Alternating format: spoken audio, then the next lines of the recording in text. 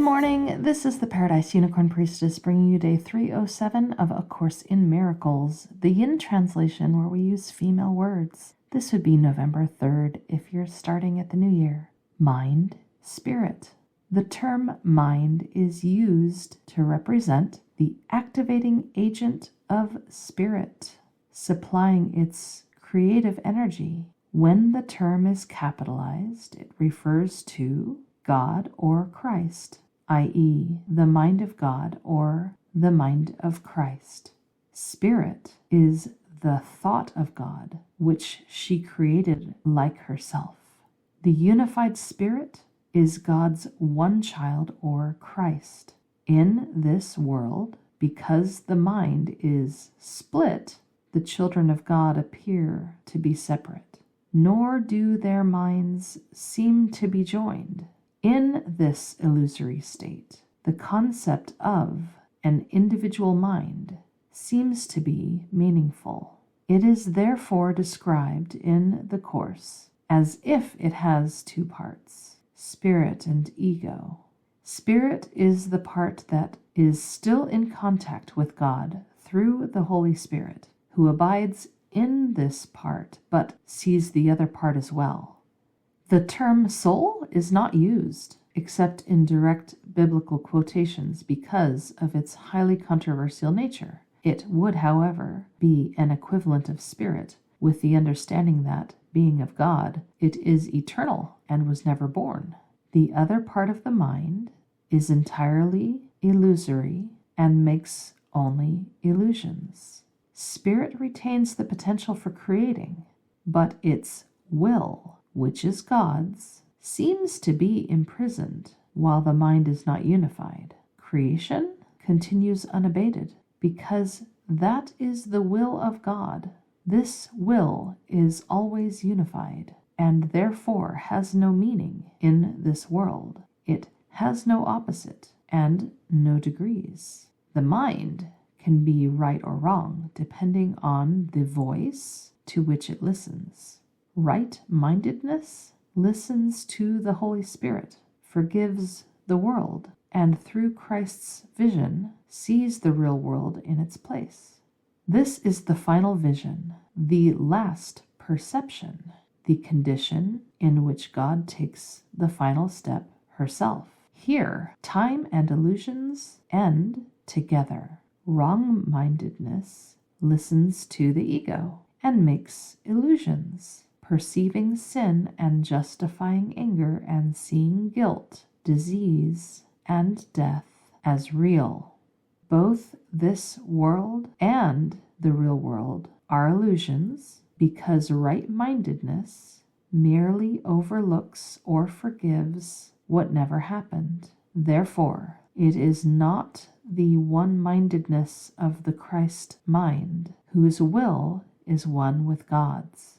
In this world, the only remaining freedom is the freedom of choice, always between two choices or two voices. Will is not involved in perception at any level and has nothing to do with choice. Consciousness is the receptive mechanism receiving messages from above or below, from the Holy Spirit or the ego. Consciousness has levels, and awareness can shift quite dramatically, but it cannot transcend the perceptual realm. At its highest, it becomes aware of the real world and can be trained to do so increasingly. Yet the very fact that it has levels and can be trained demonstrates that it cannot reach knowledge. Today's passage from the clarification of terms on mind and spirit clarifies something that was touched on in the text and states it unequivocally that consciousness is completely in the domain of the ego and that consciousness has nothing to do with heaven. In essence, in order to wake up all the way, in order to fully realize that we are home, we give up consciousness, that we may once again receive awareness and knowledge. Awareness and knowledge are associated with one another and consciousness and perception are associated with one another. Consciousness is what happens after the mind is split, and we find this first explained in chapter 3 of the course text in the 4th section. In the 2nd paragraph of that 4th section, it says consciousness, the level of perception, was the first split introduced into the mind after the separation, making the mind a perceiver rather than a creator. Consciousness is correctly identified as the domain of the ego. So there you go. That's where it's first introduced. And then in chapter 18, also the 4th section, in the 1st paragraph, it says, heaven is not a place nor a condition. It is merely an awareness of perfect oneness and the knowledge that there is nothing else, nothing outside this oneness and nothing else within. In this section, it's talking about how there is nothing outside of you. That's part of the illusion that we experience here. And as we heal what is inside of us, what we perceive as outside of us will be healed also until we no longer feel the need to perceive that there is anything outside of us. So, waking up all the way means an end of perception and an end of consciousness. And the ego finds that terrifying, for the ego believes that that is annihilation. And we are assured that there is no such thing as death, there is no such thing as annihilation. Every particle of the creation is precious and treasured and part of the one and essential to the plan of the awakening of all, and that our destiny is to return to awareness and knowledge of our oneness and our completion, our wholeness of all the parts being embraced until there are no longer any cracks whatsoever. Those fissures, those splits, all healed as though they never happened, for the truth is they never did. In the defining of mind and spirit, it speaks of the mind as being the active and creative principle, and the spirit as being the thought of that mind. And it says that the spirit is the child of God in essence. So while it speaks of the mind of the child of God, also the mind of Christ, it kind of sounds like the mind is the parent and the spirit is the thought or child of that mind. But since we know that the mother shares everything with her child, they are one. They are not separated, mind and spirit, in the oneness. This is a mystery that we perhaps cannot wrap our brains around because they sound separate, but we're told that in heaven there is only one. But perhaps this is what made the separation seem to be possible. It addresses the illusion of separation as existing in what appears to be two separate things, the spirit and the ego, the spirit being the only thing that is real, and the part that is still in touch with God in the form of the Holy Spirit. And perhaps holy in front of spirit is redundant, but it is a useful term to remind us of what holiness is, and that our essence is always holiness. The rest of what we think of as ourselves is illusion and is of the ego, and that is what consciousness is. And then we have this concept of will, which belongs to spirit and belongs to God, but as long as there is separation, it is enslaved by the ego. And as the Course has taught us, all that is of the ego is of weakness. And it speaks of the choice that we have in the states of consciousness, which appear to have all sorts of levels, all sorts of variety and complexity. And in that realm of complex illusion, we have choice to move further into separation or move towards the oneness within that illusion. Choice is part of the illusion, and it says that will has nothing to do with it. When we choose right-mindedness, we are acknowledging and relinquishing that the will is God's and not ours, that the will is love's and not the ego's. The will of God is unified and therefore has no meaning in a world that seems to be of the split. of conflict of all kinds.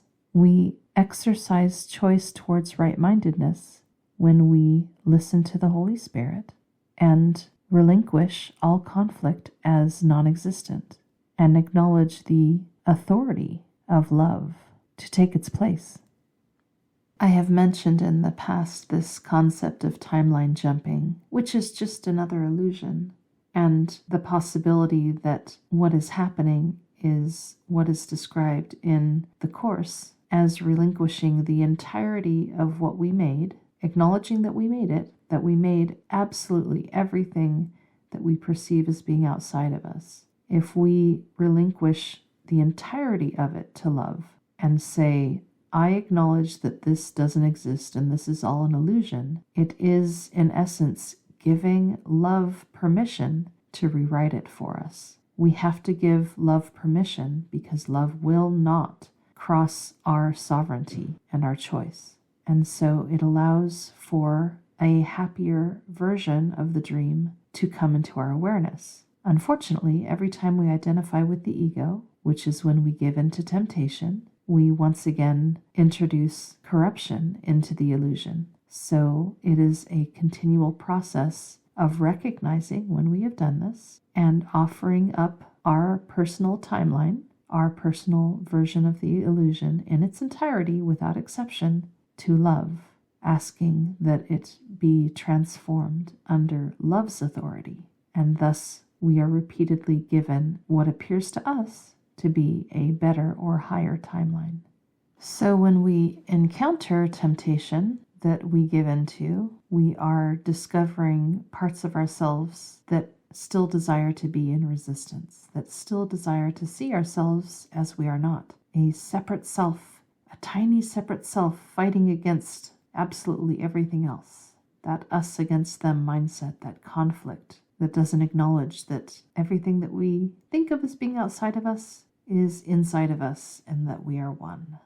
The passage reminds us that when we look through Christ's vision, the vision of our oneness, we see the real world in the place of the illusions of separation, and that the real world, what I call paradise, is the final vision, the last perception, the condition in which God may take that final step herself, where time and illusions end together. And a reminder that that final step does not happen until all the parts of the creation have, of their own free will, relinquished separation and joined in the oneness. So shards of God may get in touch with the real world and be aware of it, but the final step is held off until all the rest of the shards of God have joined in that state. This passage says that the choice between right-mindedness and wrong-mindedness is the one freedom that we have in the illusion. It is always a choice between two things, one that is real and one that is illusion. The Course teaches us vigilance, that we might learn to recognize that this is the case and what the choice is, and the clarity of which of the two options is real and which is not. This is where in the passage we are reminded and taught that will has nothing to do with choice or perception at any level in the illusion. Will always belongs to love. That is the truth. And we are always to relinquish it and acknowledge it is so. I must add a caveat here. The word awareness is used to refer to the awareness that consciousness has in the different levels and the things that consciousness can be aware of.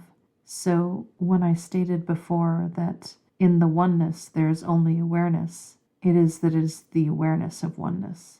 Consciousness also has awareness, but it is awareness of illusions.